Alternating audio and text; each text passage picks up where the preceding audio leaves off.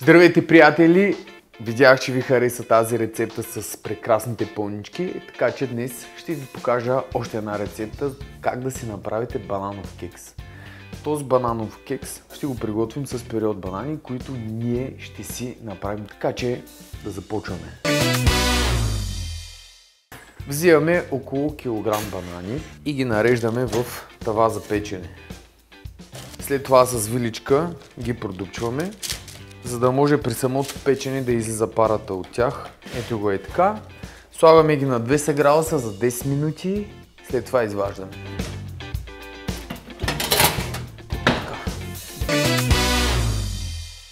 Сега да видим бананчетата, докъде са стигнали. О, супер! Ето може да видите как самата течност е излязла точно през тези дупки.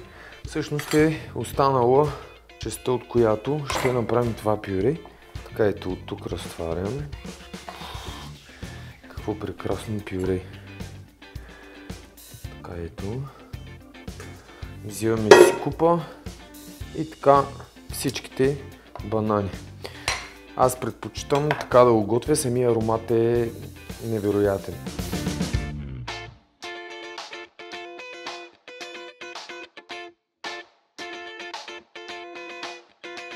След като бананите вече са в купата, аз съм приготвил два вида захар, всъщност кафява захар от обикновената, която е намерена по всички магазини, и една друга малко по-специфична мусковадо. Тази захар е невероятна, нейната текстура е като мокър пясък, влажна и леко лепкава. Когато я вкусите, първо ще усетите сладостта, която след това бързо се разтваря в богато растително горчиво. Има леки намеци за плодов и карамелен вкус, което води до изграждането на много сложен профил, отколкото при обикновената бяла захар или други видове кафява захар. Те остават интригуващ послевкус. Добавяме кафявата захар и тази пясъчната, която е. След това разтопено масло и поставяме в миксера да се разбива. В момента, в който се разбият бананите, добавяме и 3 яйца.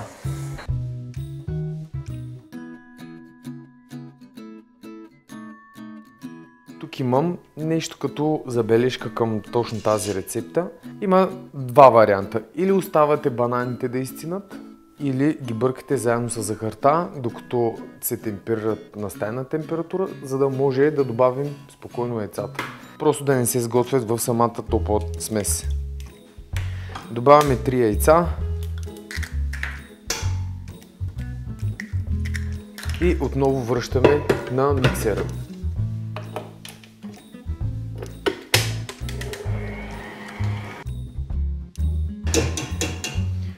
След като вече сме разбили яйцата, добавяме брашно, бак пулвер, сода бикарбонат, лимоновия сок и малко орехи.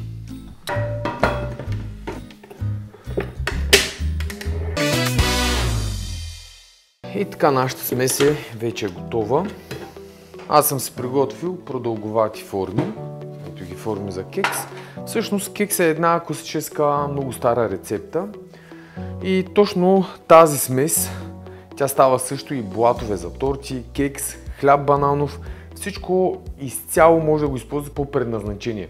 Всъщност, точно в брънч кухнята го използват за закуски, заедно с маскарпоне, плодове, и точно днес това ще ви покажа. Аз за обезмасляване си взимам спрей. Можете да използвате хартия за печене. Някога съм мазал и самата форма с олио, но след като имам този прекрасен спрей, него се го използвам. Така хубаво разбъркваме сместа и започваме да пълним формичките. Тази рецепта е за приблизително 2 форми, които ще ви стигнат предостатъчно. И това е идеалната смес. Време е да печем.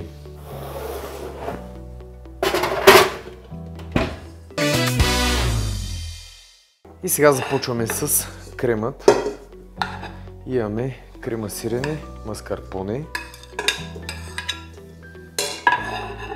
животинска сметана и пудра захар. Рецептата ще я видите в описанието. Самия крем ще сложим отгоре на кекса с плодове.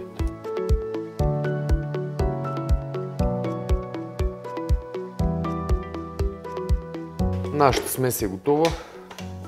Както и сметаната, трябва да внимаваме при силното бъркане. Така веднага взимаме пош и си разпределяме така.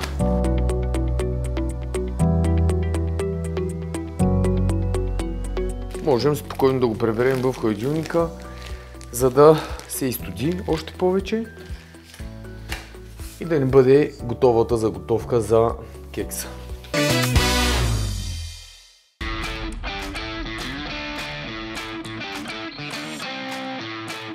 И нашия бананов кейк е напълно готов. Топ! Мале, аромата е един път. Така, започваме с маскарпоне.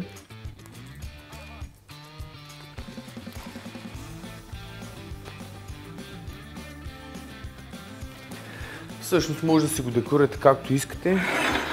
Ето от мен е така една.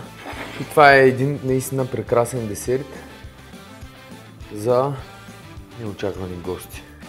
Става много бързо, много е вкусен. Може да замените брашното с брашно от Елда, ако искате да стане малко по-протеинов. А между другото, само да ви кажа, съвсем скоро пускам и моя марка протеини, така че очаквайте много яки рецепти. Боровинки. Така, тук съм приготвил едни шоколадови булкчета. Така. Хоп. Ето го моя бананов кейк.